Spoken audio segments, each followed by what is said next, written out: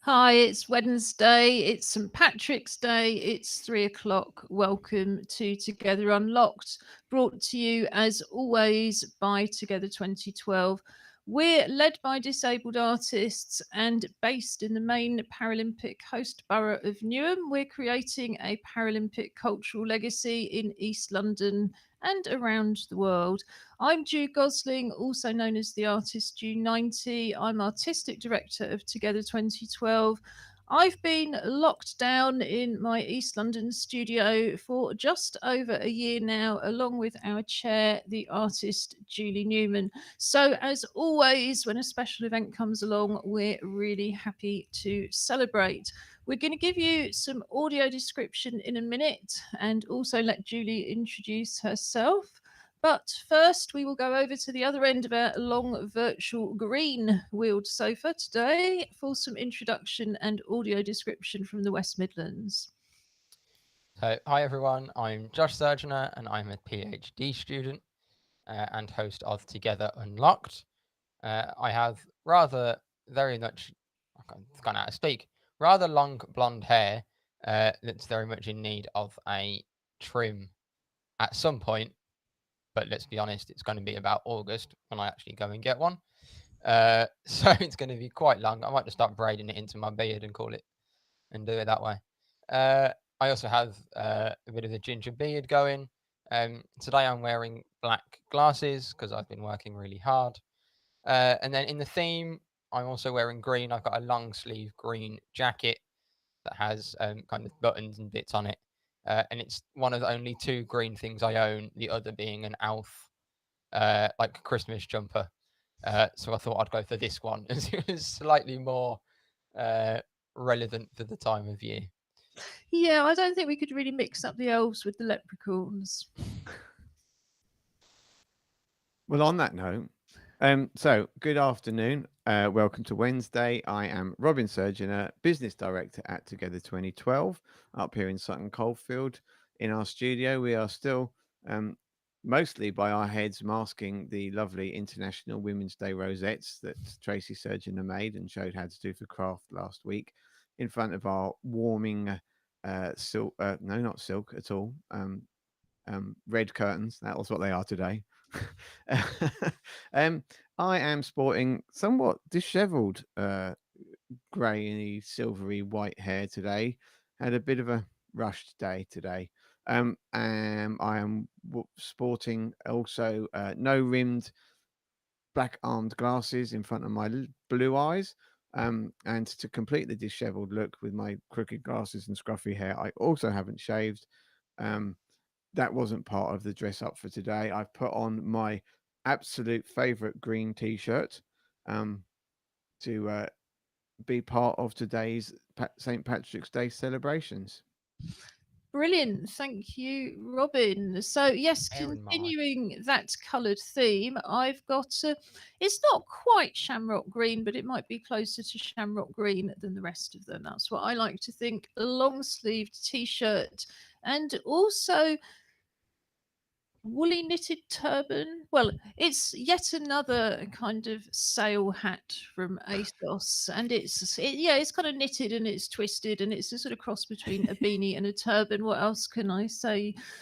You can audio describe your hat next, Judy. That's going to be fun, isn't it? So, I underneath my green hat, I've got a self-styled hennaed Corona crop.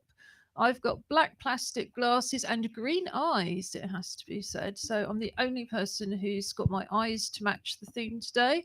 And I have light olive skin, silver coloured jewellery, and black plastic wrist braces. And behind us, we have the Together 2012 graffiti banner, which has images of all of the different art forms we cover in the course of a year, from drama, dance, spoken word and poetry, live music, visual art, circus art, carnival art, and much, much more.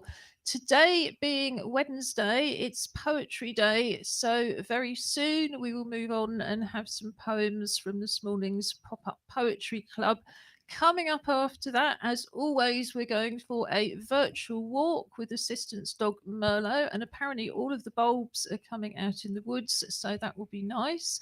We will be having our usual Clockwork Paralympics to see whose teddy bear is going to be able to wear a medal for the next week in the virtual bear hunt. So I will introduce our teddy bear later. And then, of course, we will have sport and gaming from Josh.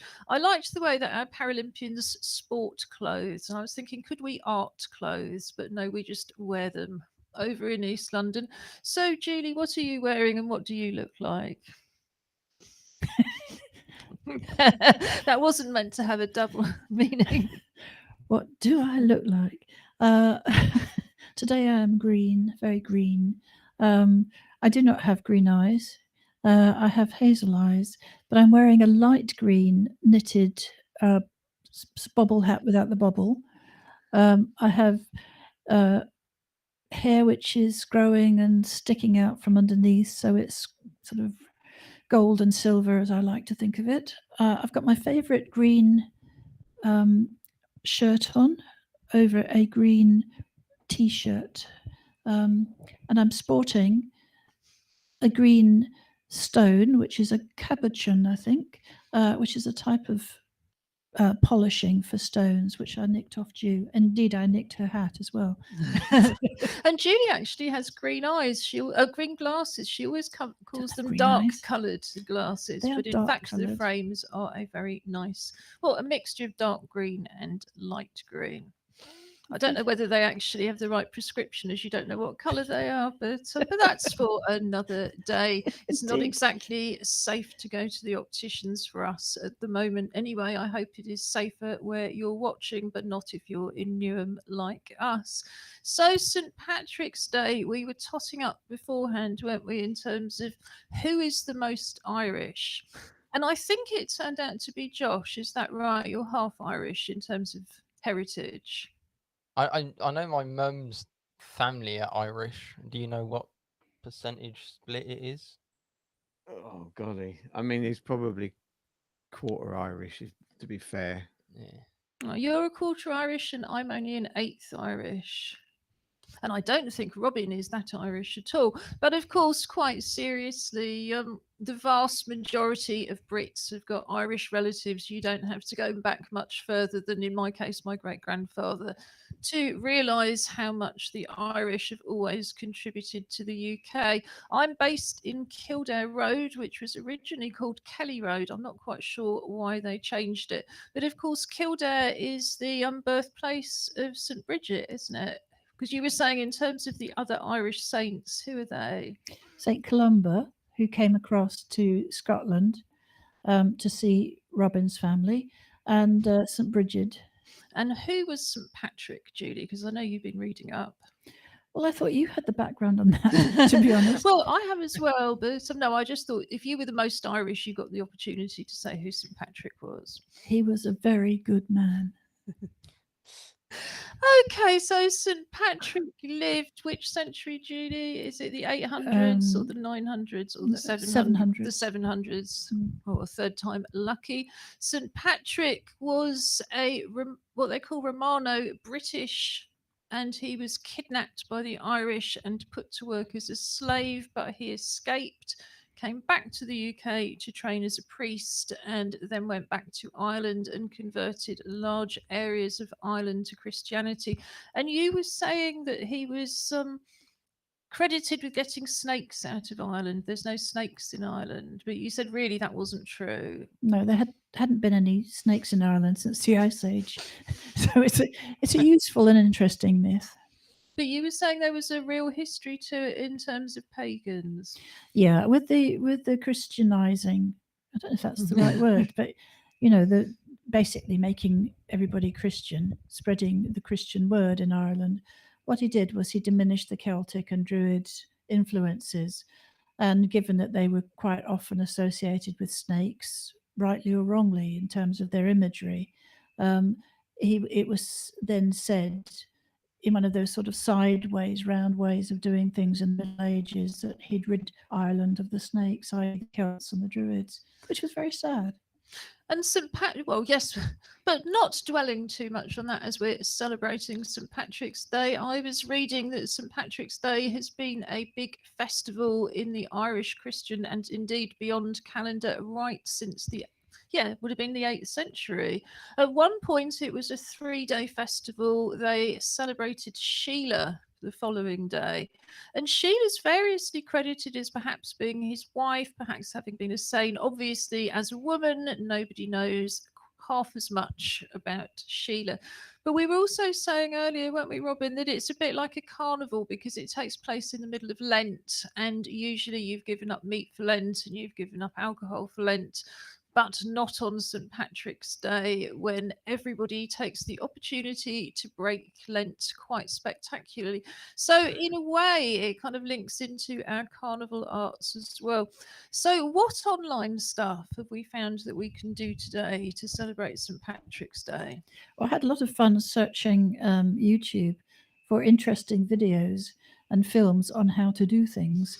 I found a wonderful how to crochet your own shamrock video, which we'll put up in the highlights page. There's also lots and lots about how to make green food or food green, which was interesting. There's a group of young lads, about 7 of them, I think, all Irish, aged between 19 and 22, I think.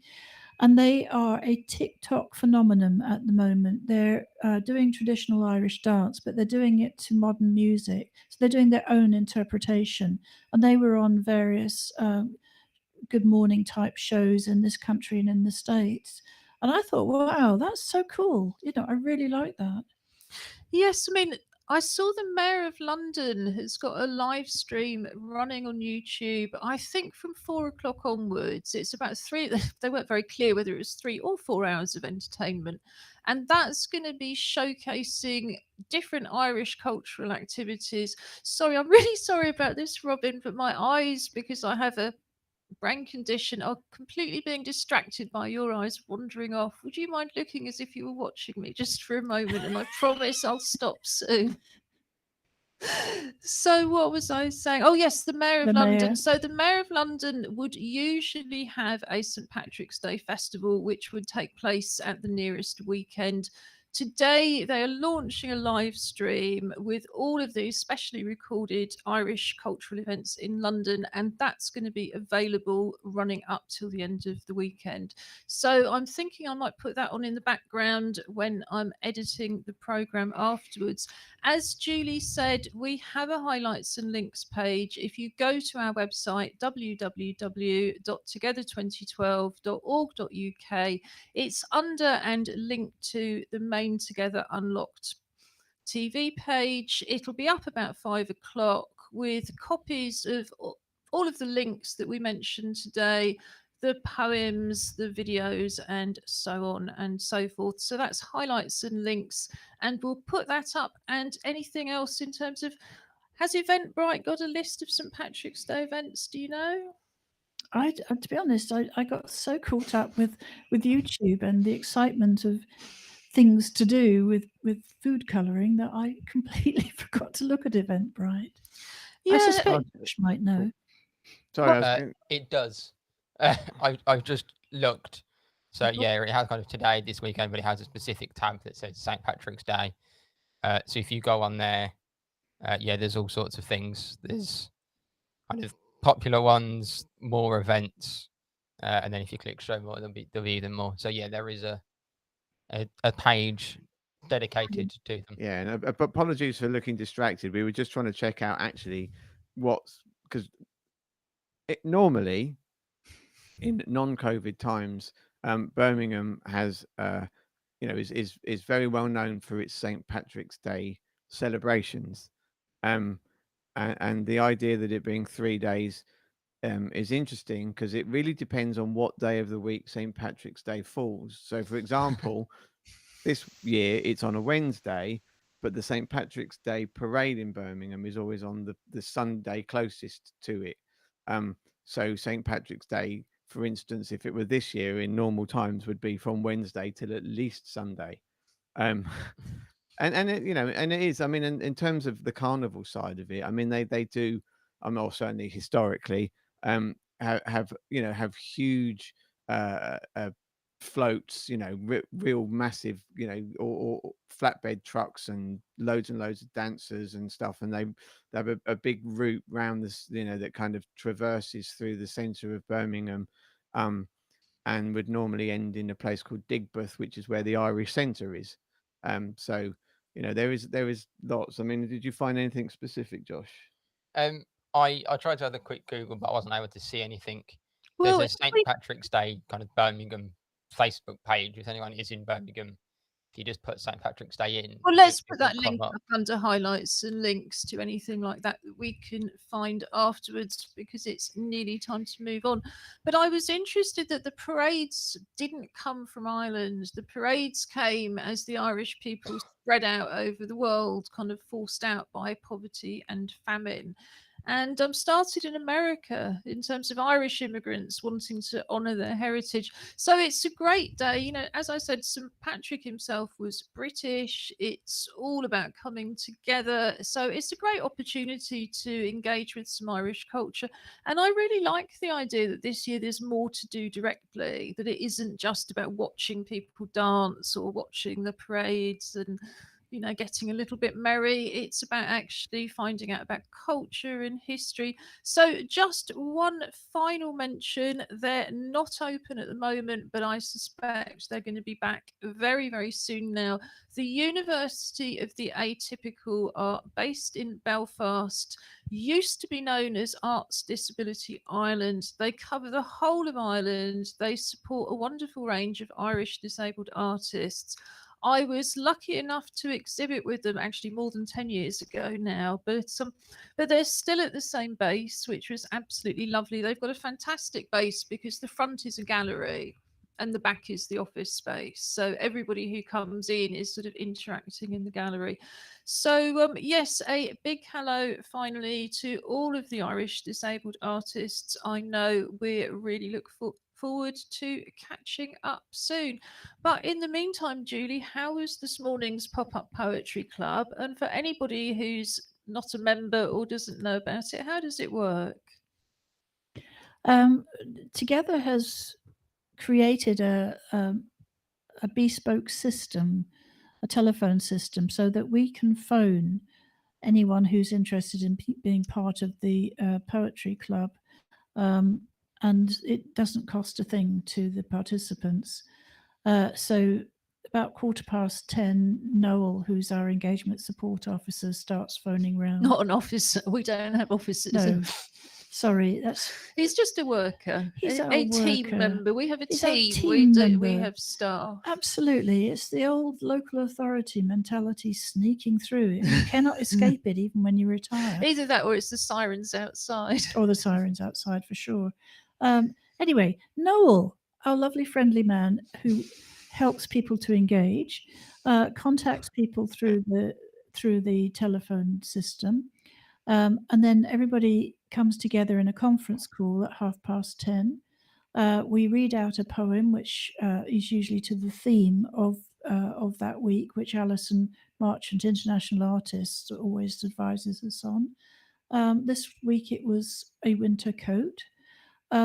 And then at 11 o'clock, we all hang up and we go off, and our little pencils fly over our paper for 20 minutes or so. I believe some people actually keyboard these days. So I understand. So that happens sort of like for about 20 minutes until Noel calls us back. Although if you're a bit like me, you're a bit sneaky and you just keep writing for those last few minutes while everybody joins. And then at 11:30, we all, Alison facilitates us all reading our poems back, and people can comment. So you've been doing a lot of talking. I know you would just want to catch your breath.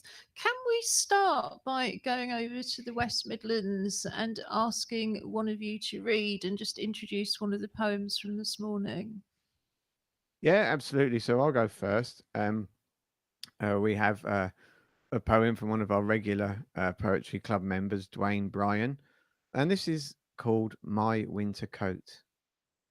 My winter coat keeps me warm, and it's very comfortable when it's cold. I put it on, and I'm warm all day long. It makes me look big, and it makes me look strong. It makes me happy all day long. I have a coat and it's long and there's fur on the hood. I put it on and it feels really good. A coat is for comfort and to keep you warm. A coat is for happiness. You'll never mourn. Oh, thank you for that, Dwayne, and thank you for reading it so well, Robin. This is from Pizer Malik, and it's called Coat. Such a short, simple word, yet so full of meaningful strength, like a flying bird. Crossing all hurdles, weather and circumstances, protecting every user from all hazards, being attacked by virus or illnesses, rain, snow, wind, human threats that damage, as coat is useful overall coverage. Lately, coats are more fashionable with hoods, very colourful to hide all swing of moods.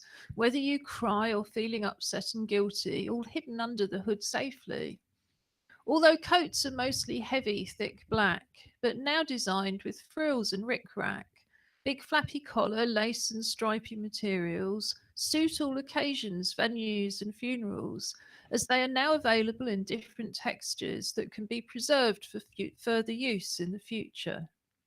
I love all my coats hanging neatly in a row, always dry cleaned and kept away till tomorrow. But as cold winter is still around, one light coat is used as a home gown. Thank you, Pizer. It's not every day you hear the word rickrack in a poem. I thought that was lovely. So, I think you've got one from Blake Jarrett Gibbons, Josh. I do indeed. And this is called a hat, a coat. So,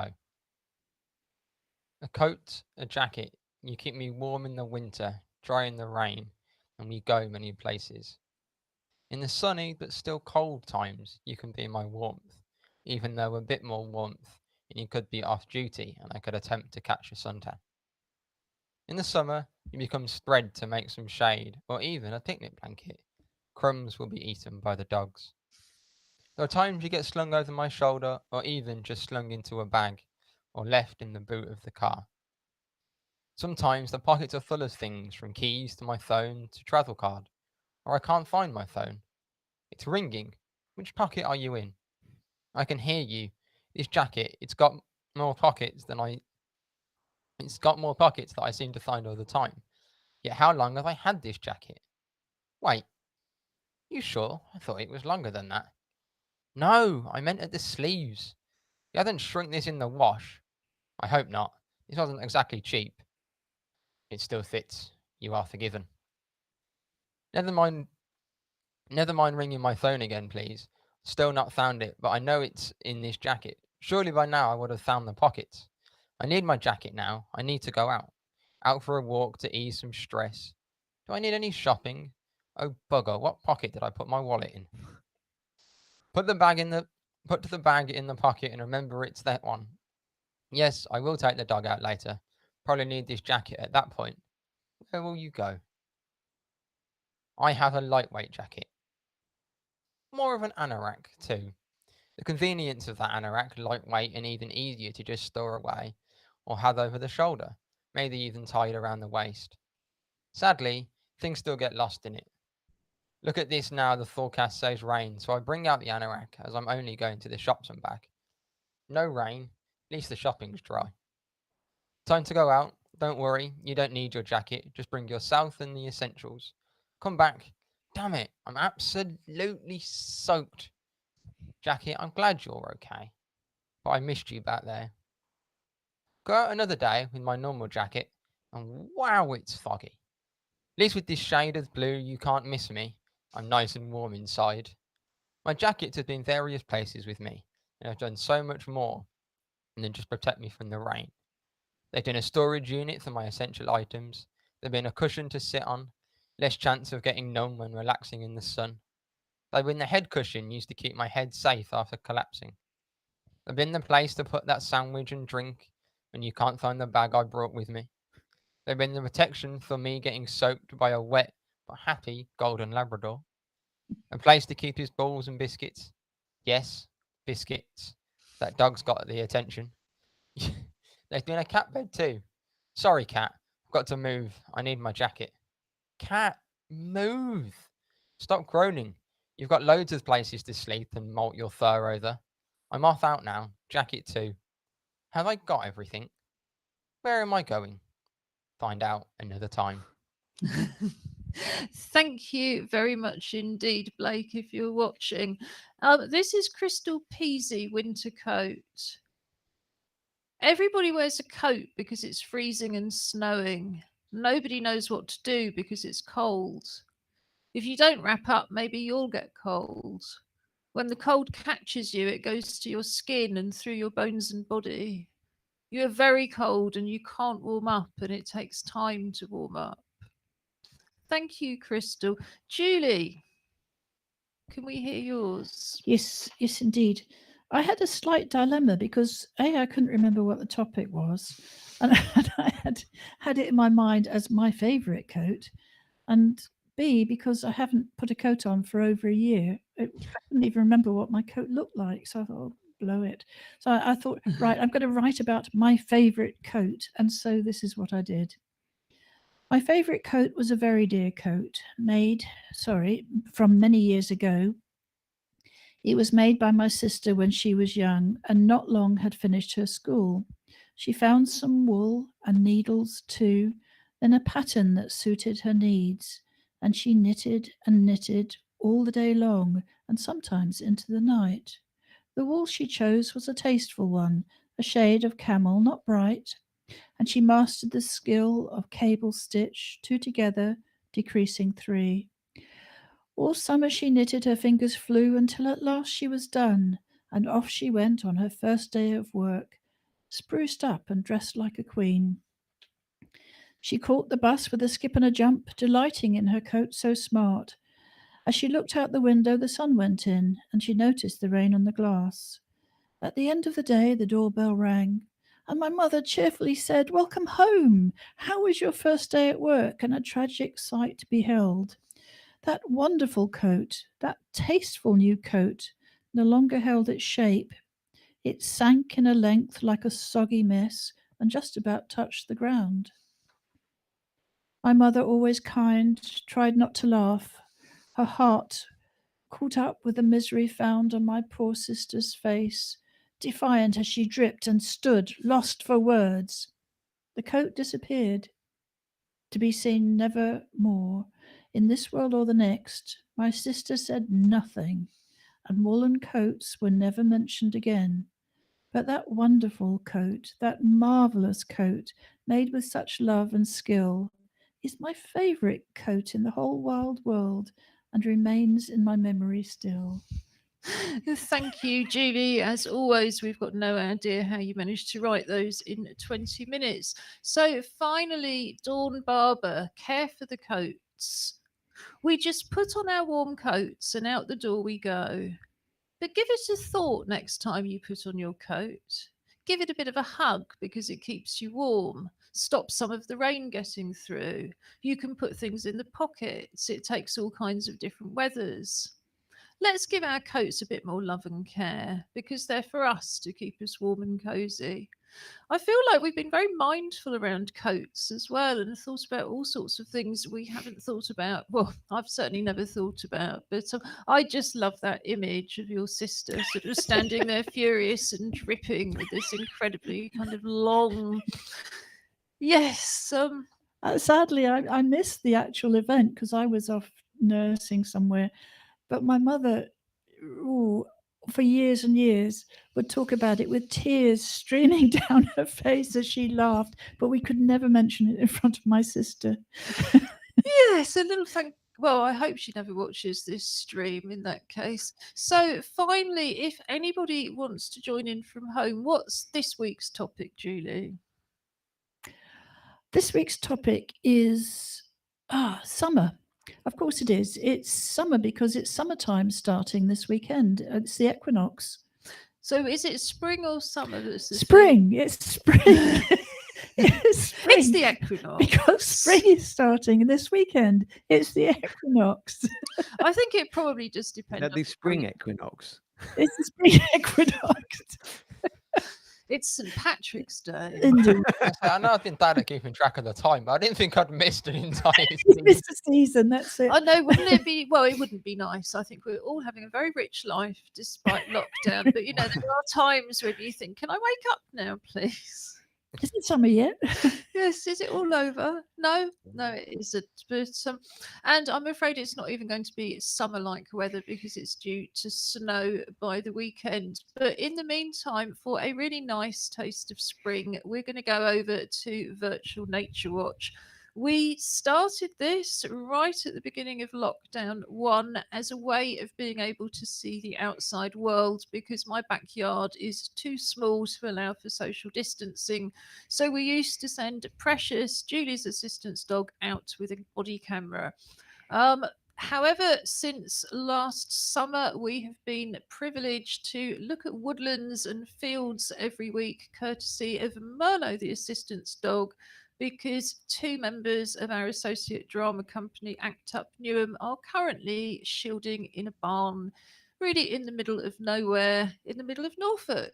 So this is Merlo enjoying the spring coming to the woods, and Julie's going to do a bit of audio description. So I'm just going to pop it up on the screen now.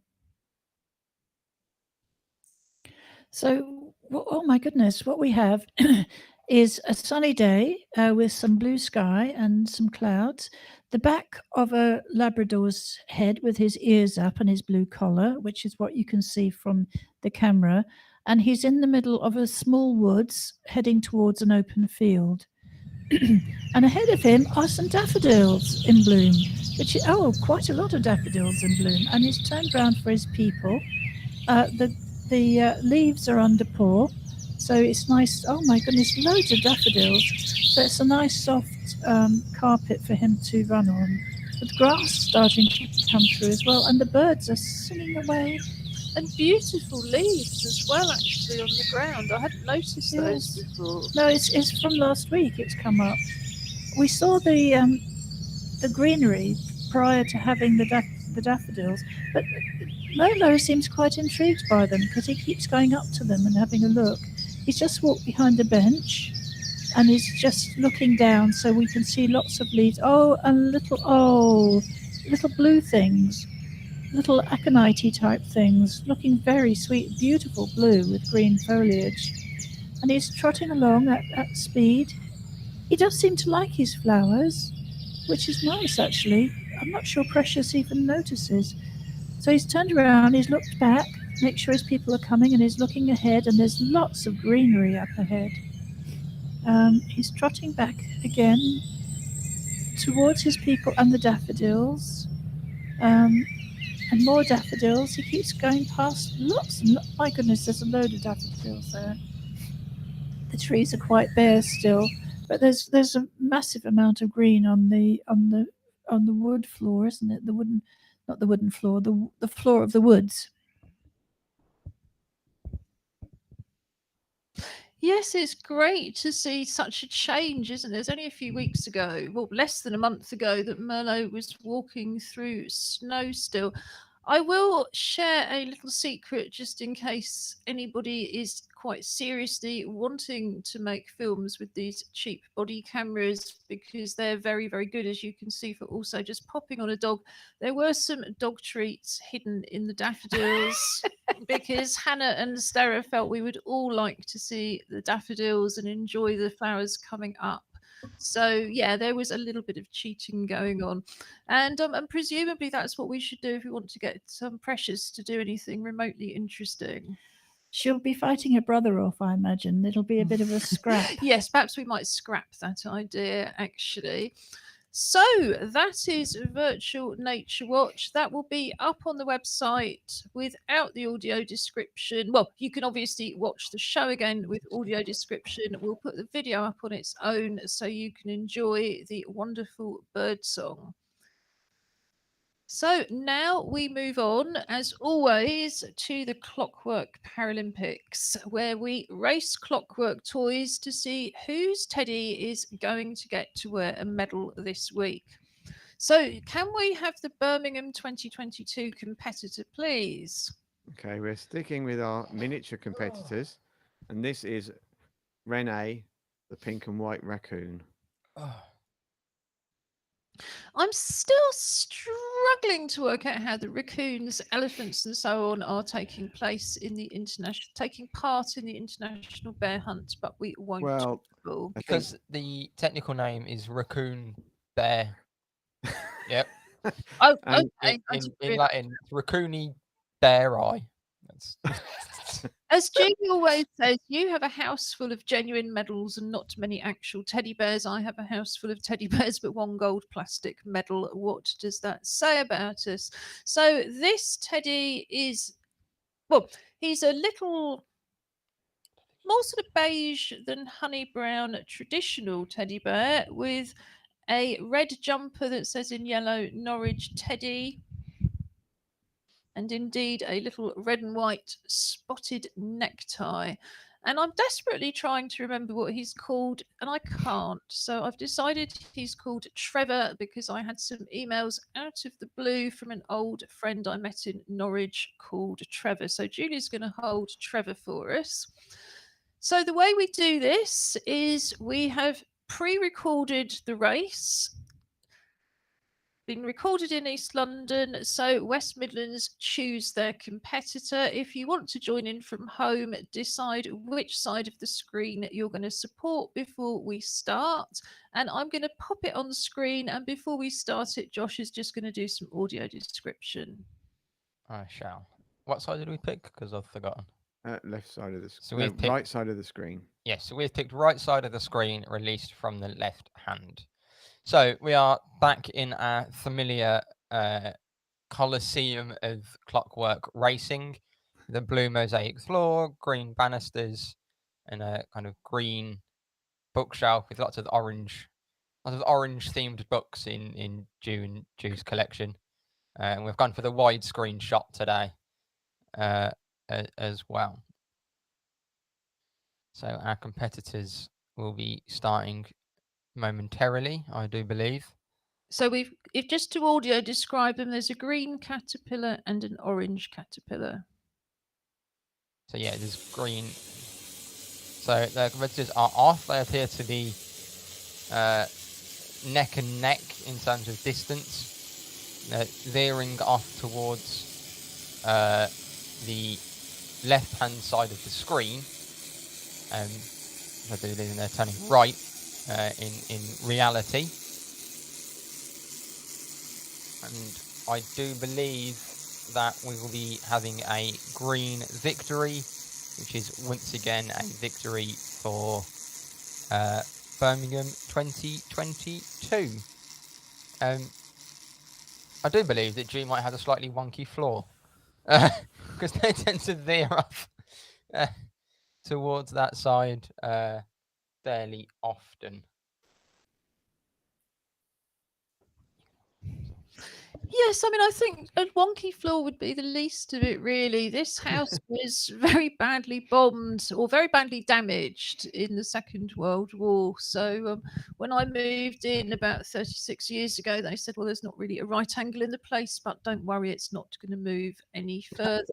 So never mind. Medals aren't everything. Trevor will go back to taking part in the International Bear Hunt. Another day. Without worrying. He's there anyway. Renee is receiving a commemorative stopwatch for that amazing performance. I really thought for one glorious moment we had it. It was so close. It was so close. That screen angle was deceptive. Yeah, I think, Julie, I think given that Josh worked out a long while ago which way the floor sloped. I've only thought of it today. Sometimes they do go the other way. They do veer towards the stairs occasionally. Yeah, they do, and that's the time we win. Yeah. Because you do consistently choose the side that's most likely to win. But that's great. So shall we move on and have some real sport? Well, this is real. Yeah. So we've talked over the last few weeks around fans and whether or not they'll be in Tokyo. So there was reports that have I think they came out today or yesterday, that it might be limited to 50% capacity. Actually, that will change depending on the venue. But again, I think a lot of that is based on speculation. I've seen that there's a meeting set for the 22nd of March between all the people that are actually going to make the decisions, rather than people writing random articles online on what they think. So yeah, the 22nd of March, which is next week, Monday. yeah, which is Monday, is when we can maybe potentially hear some news. So we might have a more definitive answer by Wednesday's show next Yeah. week on that front. I mean, I think people were asking me in terms of live events, what's the difference between seated venues and festivals? Because the festivals seem to be selling 100% of their capacity.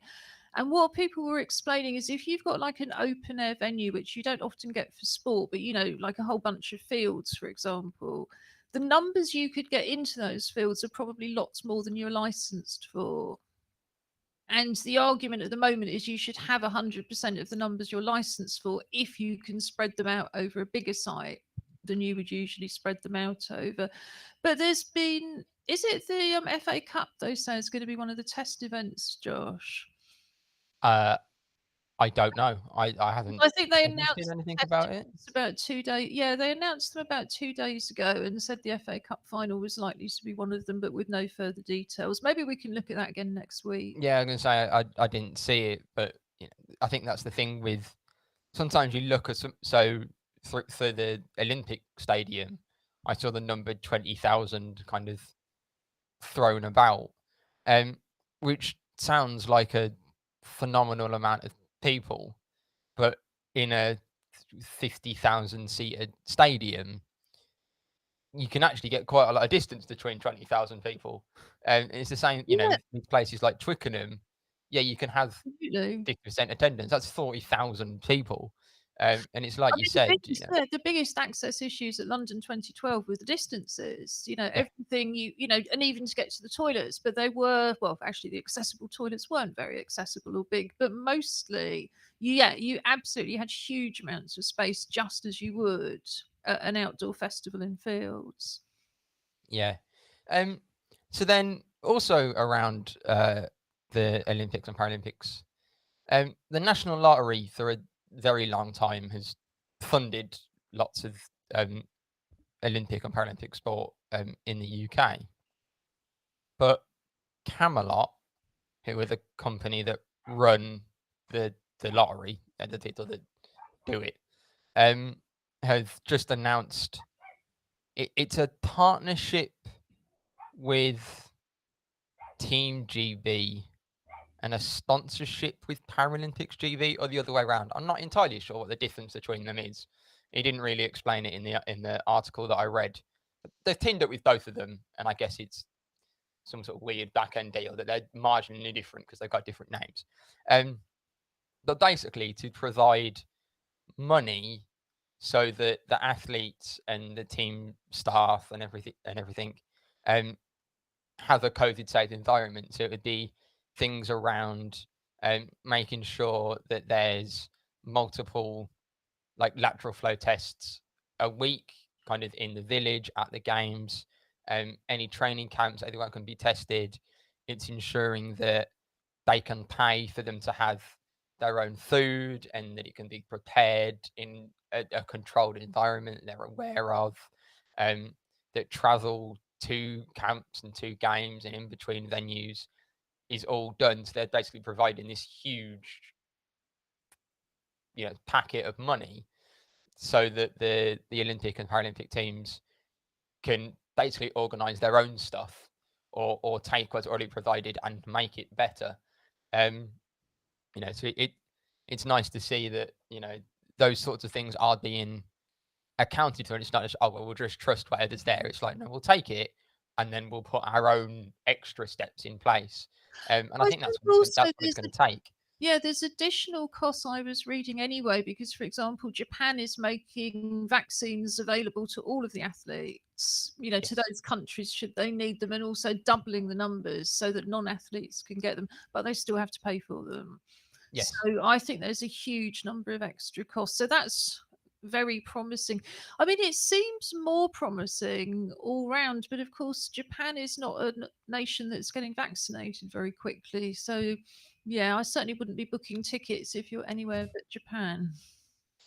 Yeah, absolutely. And like we said, no one actually knows, or at least no one's that does know has told anybody else.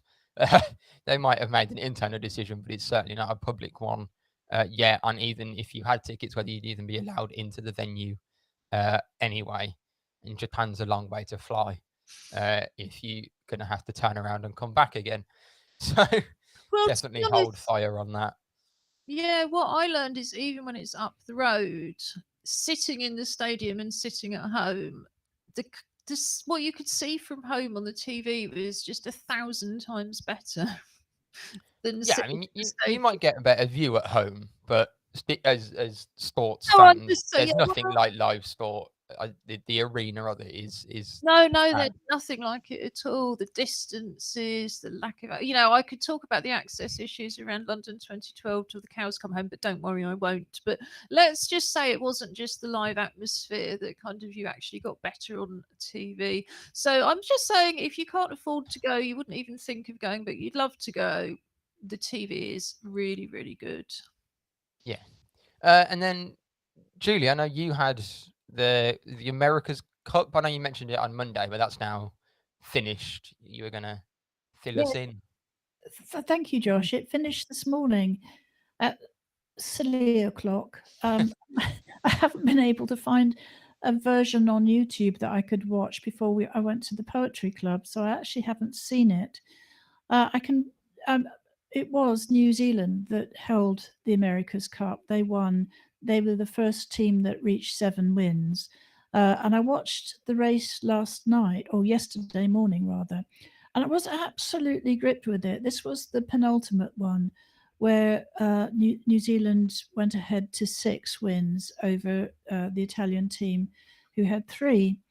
And right up until the very, very last minute, it could have gone either way. And I cannot help but think today's race probably was very similar.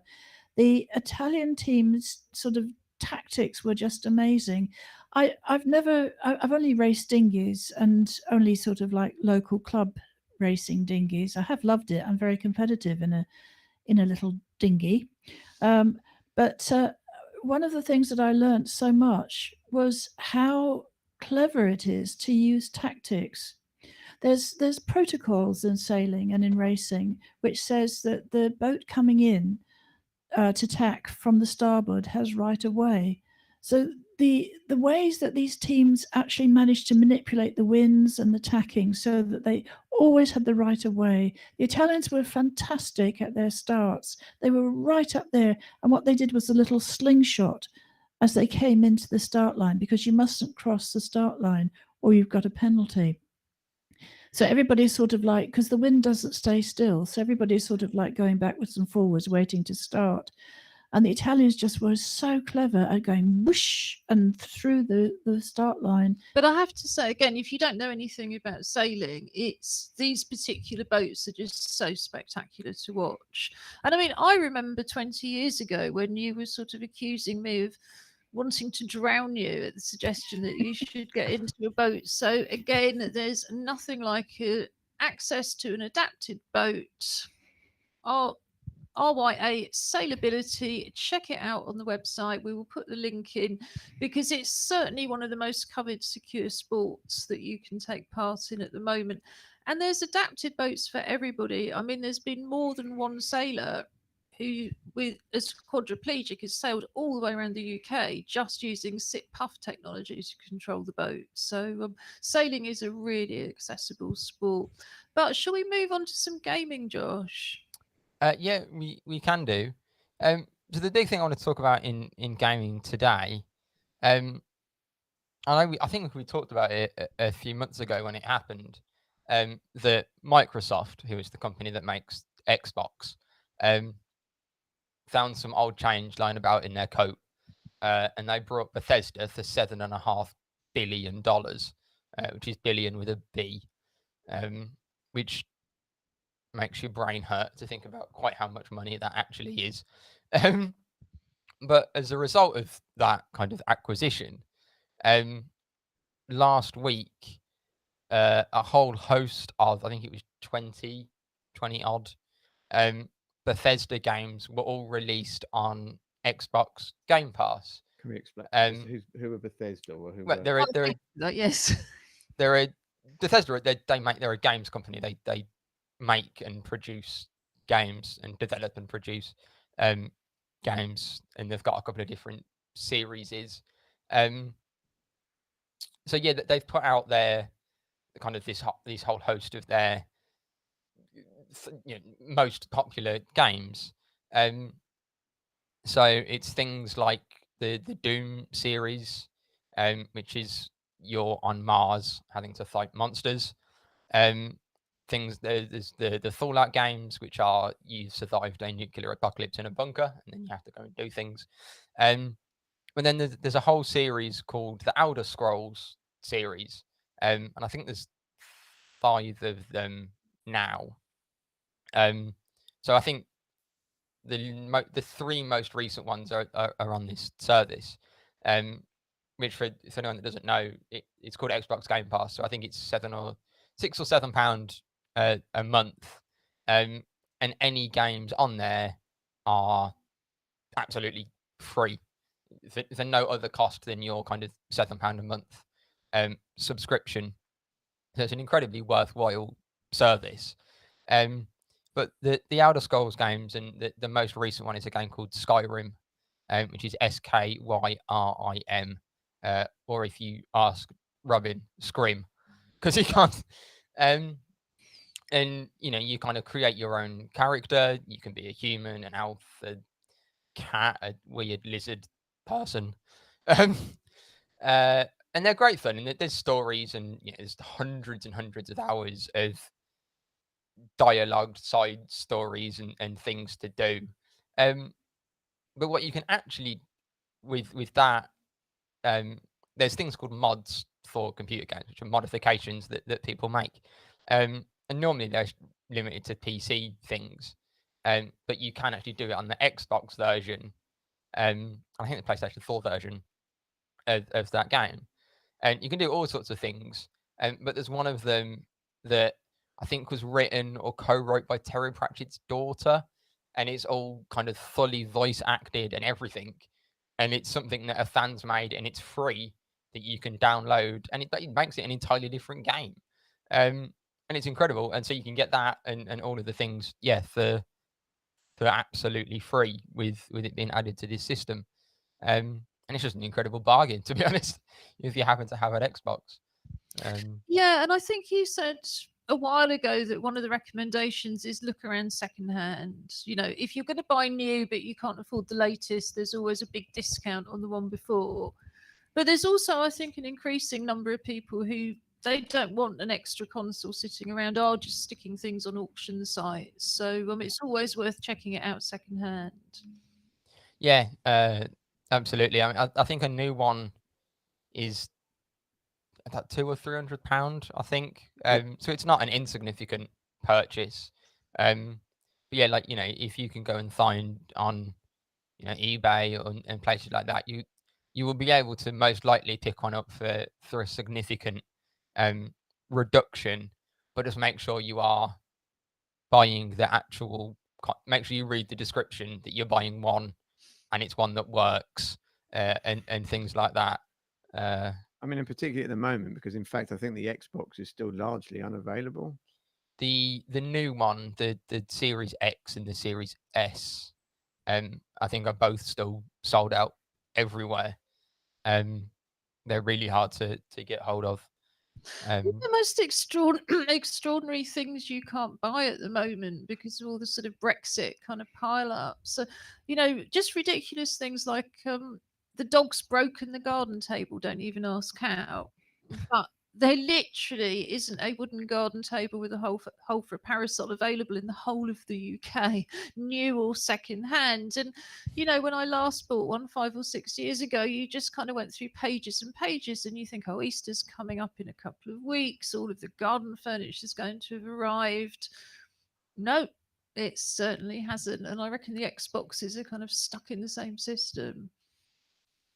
Most likely.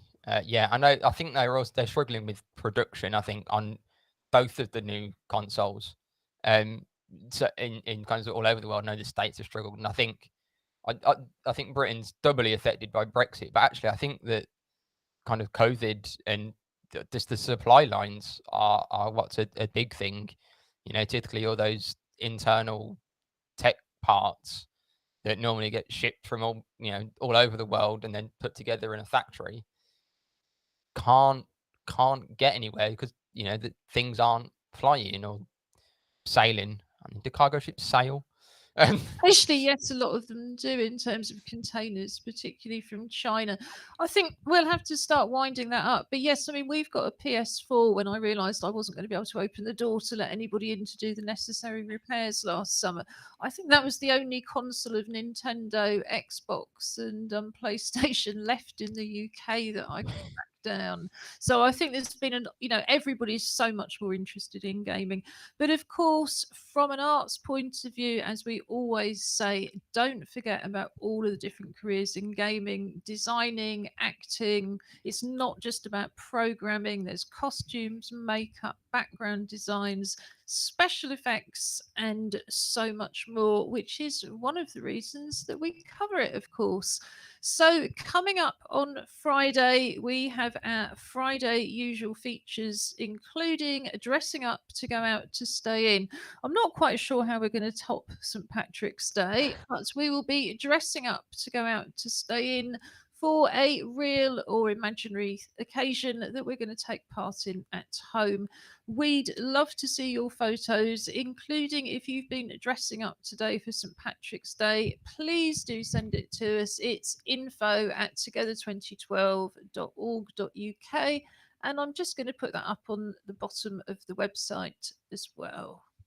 I think while you press those buttons, I'll just, not that you can see it, but I am sat in a very green wheelchair, and both of us have green spokes. So we are really Oh, towing the St. Patrick's Day party line.